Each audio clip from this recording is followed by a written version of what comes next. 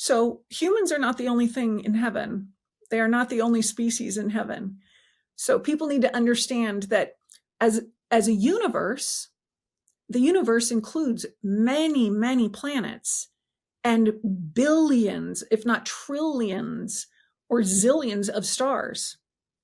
And inside of these stars, because I met a star being as well, there are beings who live inside of these stars. This is Beyond with Heather Tesch, where we examine near-death experiences and life itself, hopefully making this life a little better.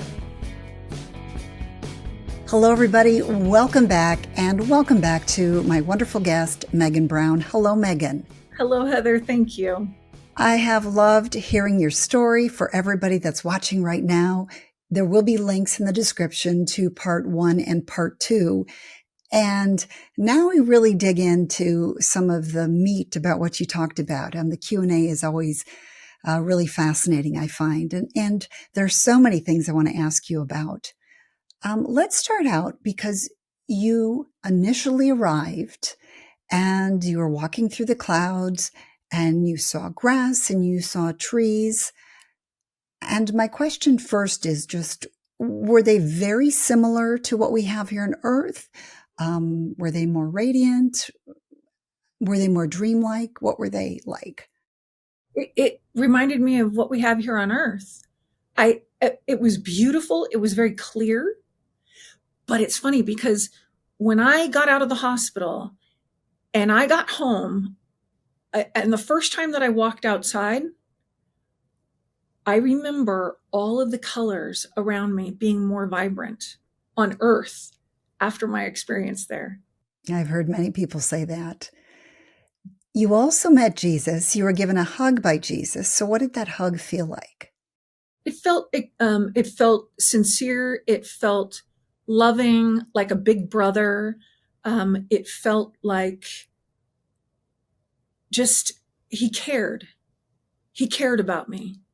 And I knew that. That was my initial feeling. I didn't know why he and I were meeting when I very first saw him. So I just wanted to go home. I just wanted to go back home. I love just how your response was. You were like, wow, you do exist. I know. He actually told me, because I had over 200 out-of-body experiences from the end of 2012 to the very beginning of 2014. And I had a couple before that, back in 2010. But yeah, he told me in one of those out-of-body experiences, he said, Megan, I've never been greeted like that before. And I said, oh, well, there's a first for you. We laughed. So I have a feeling that Jesus appears differently to different people, but a lot of people want to know, what does Jesus look like? So can you describe what you saw? Yes. So his hair was very dark, wavy, down to his shoulders. He was a very dark skin hue. However, Archangel Michael is even darker. Look, if I saw him on Earth, I'd go, oh, well, he's black. He's African, right? Or from wherever, African-American, whatever. I'm trying to be politically correct here in my answer, but literally that's what I would think. And Jesus looks like he's from the Middle East, and he's got dark skin, and he was absolutely beautiful. He radiates love. He was incredible. He was just an incredible soul. I found God interesting too. And the way he presented himself to you, and you didn't recognize him right away.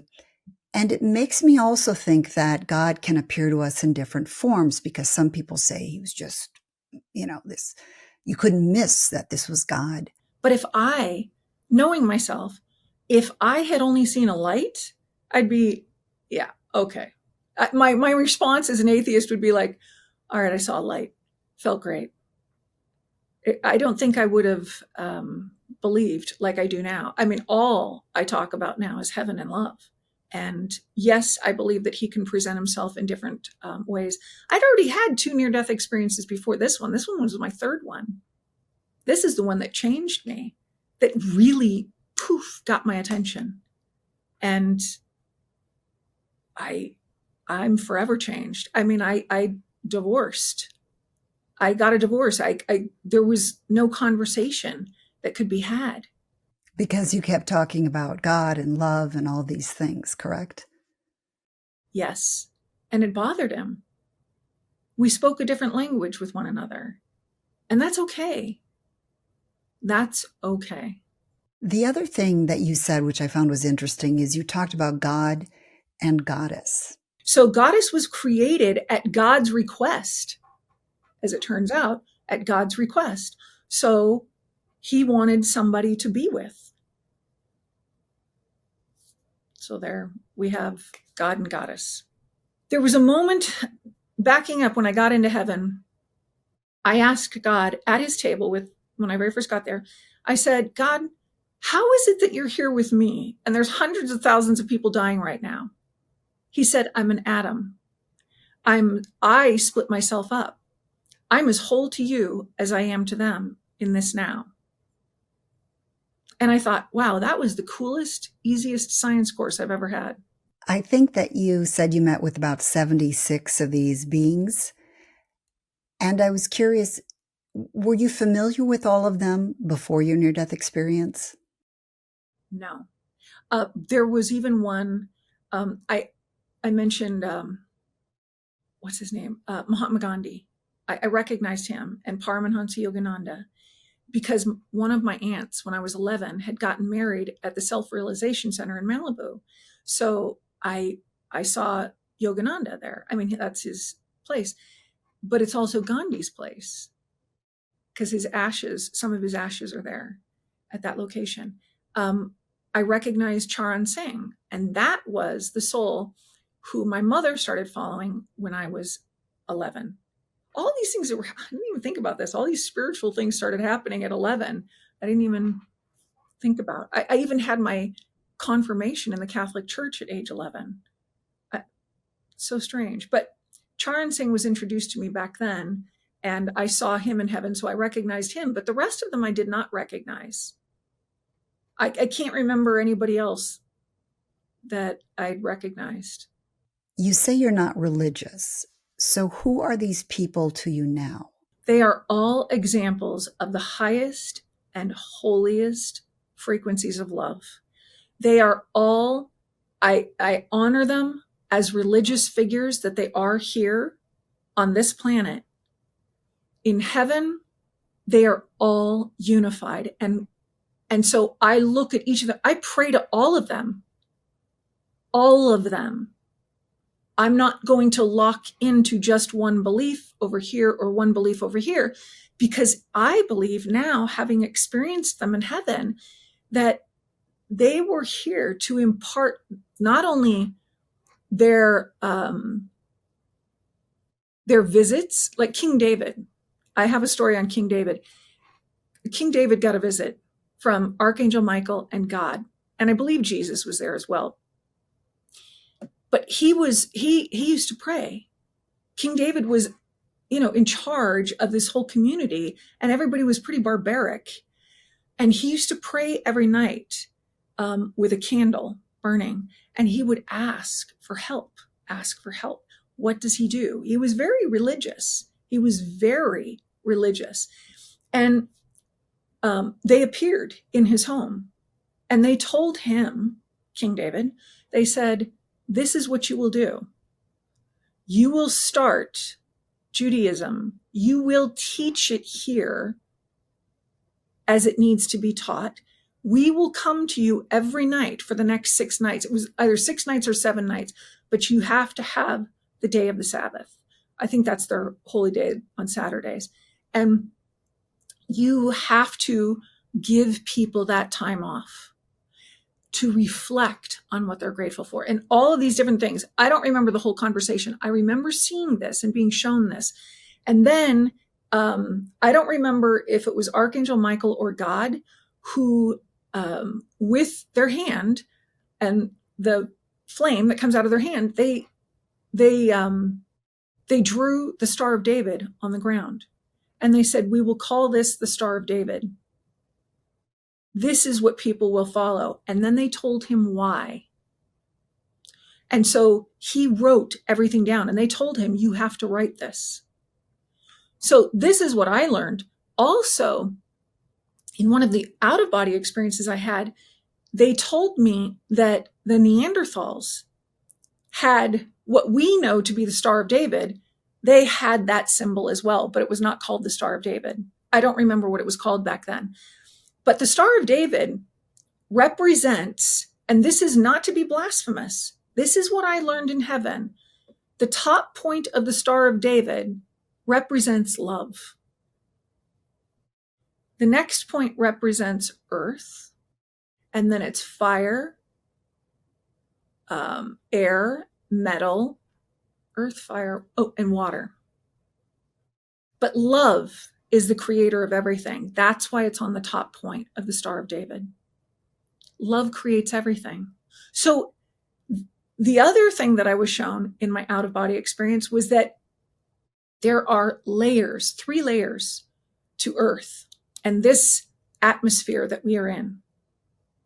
And the 3 layers are God, Jesus, and Prophet Mohammad. All 3 of them. I don't think I've ever said that. I did write about it, but these 3 layers are composed of only love's perfection. And what I wish for people to understand in our world is that we are unified by love from the very beginning. I witnessed and was unified with the holiest, the most sacred beings that have walked this planet and have gone out and said, this is the way it needs to be. This is what we need to believe in. This is how we must honor. I respect every one of them. I love and pray to every one of them every day. And I'll tell you the 2 things that that some people in the audience are thinking, and then that way you can address them. And one of those things are, well, maybe this was a dream that you had. And the other thing people are going to say, because I hear it a lot, well, this was just the devil disguised as an angel of light, sharing all these things with you. Well, I've heard both, actually, myself. And so I say to those, I assure you it's not a dream. And if it was the devil, no, I would be doing the wrong things in life, perhaps. I didn't do the wrong things in life before, but no, I met with love. I know who I met with. I met with all of these incredible souls. Most of them, I didn't know anything about them, but they were all love. They were all love. Something else that you experienced were these golden capsules. I think you went into at least a couple of them, and they really intrigued me. So can you describe them a little bit more to us? I wish I could give you details of inside the golden capsules. I just remember it feeling like a room. Mm-hmm. And when I had to watch my life review, it was almost as if it was on a movie screen, right? And but there were no plugs, there was no remote control. It was just telepathic and energetic. It will begin now. It will appear now. I had another experience in my near-death experience where I had to meet with Jesus again. Every one of them I had to meet with. They were all telling me their philosophies, including Prophet Muhammad, Sitting Bull, Kuan Yin, Kali. I had to meet with every one of these souls, and they were imparting to me their truths, but that their truths were always connected to love and honoring the creator. The creator, I will just say the creator, because there is a creator, but that creator's energy is only, the creator was created by itself, okay, and to look as a human, but the creator is only love's energy. But there was a moment I was sitting with, Jesus had me come in, and I had to watch these different, it was almost like watching a life review, but it was history. Okay. So the first thing that I had to watch with Jesus were the Native Americans, and how they were the only people here in the United States in the 1100s. And they were wiped out by the Europeans, and because of greed and domination and money and power. But the Native Americans didn't go by tribal names back then. I watched the Europeans killing the Native Americans, raping the women, burning them, making them sick. I watched a chief on his horse be decapitated. And all of these souls were trying to protect their families, their friends, the community, what was around them. And they were all separated. And the next piece of history that I had to watch with Jesus was about World War II. And I was in World War II. I was a Jew in World War II. I was killed by 2 Nazis. I remember it very clearly. And I was 28 years old. I watched my death. I felt my death. It's real. It absolutely is real what happened there. And the hate and the division. So we had division going back to the 1100s that they showed me. He showed me, but I'm sure this was ordered by God for me to see this. And then I had to watch the Holocaust. Then after that, I watched the civil rights movement, and I had to watch all of these souls be treated horribly, be murdered for nothing because of their skin hue. I have to be careful with my words. I greatly despise the act of hate toward another because of how they choose to live, because of their skin hue, and because of how they choose to love. And why do you think that he was showing you all of this history, this tragic history? I don't know. I still don't know to this day. I can only what it means to me now, and what we're going through in our world right now. And I don't even watch the news. Occasionally I'll pop on and look at something and I go, oh my God, we have to talk about love more. We have to be vigilant about this. We have to have another movement, but this time with specific direction, minus drugs, like in the 1960s, like that got fluffed off. But that was a very powerful movement that happened. And I believe it was Nixon. He was scared. There was a moment where he was scared because the movement was so big. And Dr. Martin Luther King Jr. had the Million Man March. Hello, that was just that march, So it is incredibly powerful. Peace can be incredibly powerful and is what we all deserve. Peace is what we all deserve. So my feeling at this juncture of why those specific time periods were shown to me by Jesus himself is to give me the information to come back and talk about. And I believe now that it happened so that I could come back and say, look, here's where the world's at. And we're in a really messed up position right now. You've got political leaders that are being divisive. I'm not anti-leadership. That's not what I'm saying at all. What I am a proponent for is creating a peace and equality for everyone.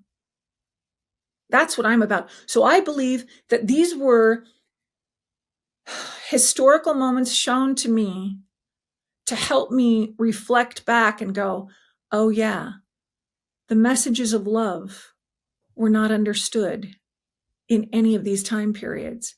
It was run by fear. And healing the division doesn't mean pointing the finger at somebody else. It really means that we truly have to live in love. And that's how we heal it. Yes, it is. And there are rules. There are rules. And I'm currently working on this other book right now called The Structure of Love. I'm teaching this, but I want to teach it to a global mass. I would love to. It's literally, and it seems so simple, but love is just that simple. You just need to know where it all begins. And you bring in whatever belief system you want, but you have to be willing, as an adult, you have to be willing to make some serious changes in life right now that would be inclusive to other, so that our world does not continue in a negative fashion of division, for instance, and segregation and hate and religion. I'll speak from the Catholic Church. I grew up in that, so I know it well as I can remember right now. But I was in catechism classes. I was baptized. I did have my first Holy Communion. I was confirmed. I went to Sunday school even after. I was a part of the youth group in high school. I was in church all the time. And I will tell you this, there is this feeling that only the Catholics go to heaven. That's what I remember feeling. And I remember in, what was it? What do they call it? Not confirmation, where you go into the booth with the priest. Why am I not? Thank you. Confession. And I remember having a conversation with a priest when I was 14. And I said, what makes Catholics the way to heaven? Because back then, that's what was being told. That's why I said this to him. And he went on with some explanation. I don't know what his explanation was, but it didn't align with what I believed, what I was curious about, because I remember asking him, like, well, what about these other religions? What about the Hindus? Because my mother had opened up into that whole thing. What about the Jews? What about, what about the born agains? What about, and he just went on the best he could. He was kind of stumped, but we spoke for 20 minutes. And by the time I left that confessional, and my grandmother and I were the only ones in the church when we walked in, there was a line of 5 people against the wall. And she thought something, was upsetting me. Something was really wrong. I never told her what I said, but it's very important. I think what I was trying to articulate back then to the priest, I didn't know how to say it. And now that I've had this near-death experience, I can say with certainty that every one of them is right. Every one of them is right, but every one of them needs to remember that each needs to be respected, because each of these leaders came in. They came in with a mission. But here's the thing. People need to respect the denominator of who we are, and that is love. Every single one of us is love. So there should be no division. There should be acceptance across the board, and somebody has to step up and say, you know what? I want to move in that direction. And we need to collaborate as a world. Not exclude, but include. And that is a beautiful way to end a difficult topic.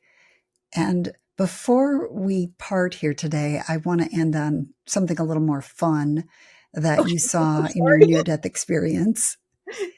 And that is, I believe you saw beings from other planets when you were there.